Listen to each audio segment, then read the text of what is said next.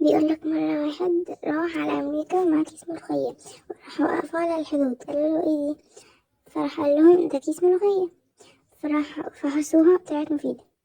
فقالوا لهم ممكن ناخدها ونعطيك أي شي بدك إياه. قلت لهم ماشي، أعطوني أحدث سيارة وصلت لأمريكا. فأعطوه سيارة مرسيدس آخر موديل. ولما رجع حكى لصاحبه الحكاية، وبعدين صاحبه تاني يوم خد حبة بركة طلع على أمريكا، وقفوا على الحدود قالوا له إيش هاي؟ قال لهم حبة بركة. فحسوها طلعت مفيدة، قال لهم فينا ناخدها ونعطيك أي شي بدك إياه. راح قال يعني هو قال لهم هاتيني أحدث شي وصل لأمريكا. راح ادى كيس الملوخية